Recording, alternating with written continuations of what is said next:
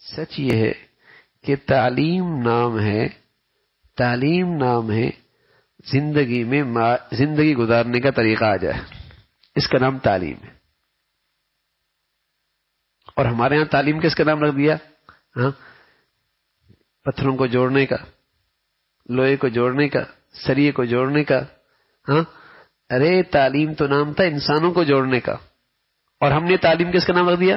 پتھروں کو کیسے جوڑنا ہے، لوہے کو کیسے جوڑنا ہے، پلاسٹر کو کیسے جوڑنا ہے، دھاگے کو کیسے جوڑنا ہے، روئی کو کیسے جوڑنا ہے، کپڑے کو کیسے جوڑنا ہے۔ اللہ، ہم نے سمجھا تعلیم یہی ہے۔ تعلیم تو نام تھا انسانوں کو جوڑنے کا۔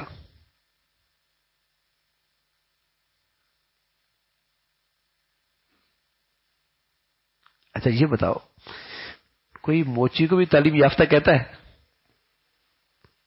ارے اس بیچارے کیا قصور ہے، وہ بھی تو جیتو جوڑ رہا ہے، تم دھاگے جوڑ رہے ہو، کپڑا بنا رہے ہو، تم تعلیم یافتہ، اور وہ بیچارہ جوتا جوڑ رہا ہے، وہ تعلیم یافتہ نہیں ہے۔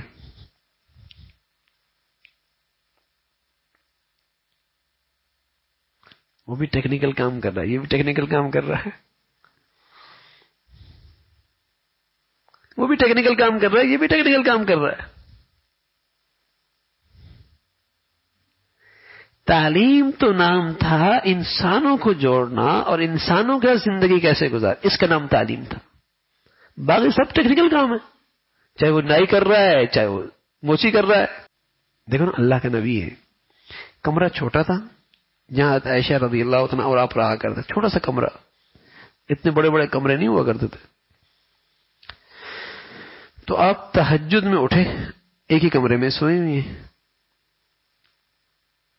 تو اب آپ جب اٹھے تو حدیث میں جو الفاظ ہیں، قام رویدن ومشى رویدن وفتح روید، بہت آرام سے، کہیں کوئی چیز ہلے نہیں، عائشہ کی آنکھ نہ کھل جائے رضی اللہ عنہ، بہت آرام سے۔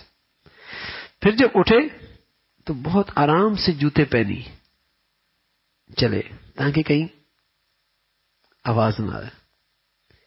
پھر دروازہ کھولنا تھا، بہت آرام سے،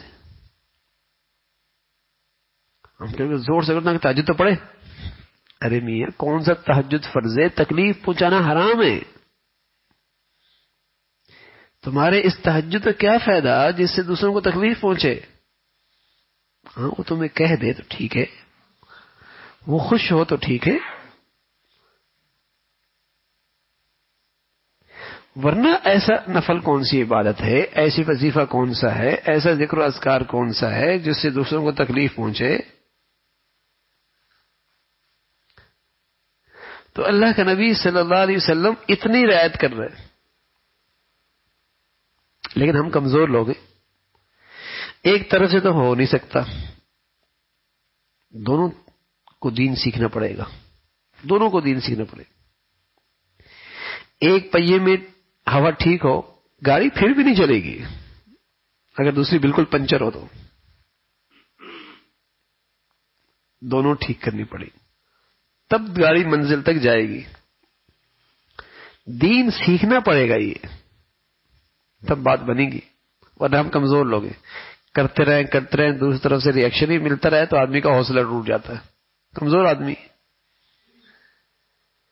لیکن کوئی آدمی حوصلہ رکھے تو اجر بہت ہے، ثواب بہت ہے، اس کی جنت اسی سے بن جائے گی، ایک بھی نفل نہ پڑے، یہ سب سے بڑا نفل کا ثواب اسے ملے گا، ایک بھی وظیفہ نہ پڑے، ان تکلیفوں پہ صبر کرنا ہی اس کے لیے جنت ہے۔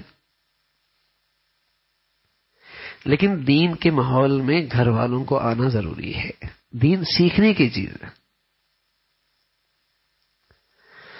اچھا یہ چیزیں سننے سے نا، یہ نہیں کہ آج ہی ہماری زندگی میں آ جائیں گی، لیکن ایک چیز ضرور پیدا ہو جائے گی، احساس تو ہو جائے گا میاں کچھ غلط ہو رہا ہے، یہ تو ہو جائے گا۔ عمل تو آتے آتے آئے گا، لیکن اس کی برکت سے ایک احساس پیدا ہو جائے گا، آدمی کوشش شروع کرنے لگے گا، اللہ سے مدد مانگنے لگ جائے گا، بس نجات کے لیے یہی چیز ہے، کوشش کرنے لگ جائے گا اور اللہ سے مدد مانگنے لگ جائے گا، نجات کے لیے یہی کافی ہے۔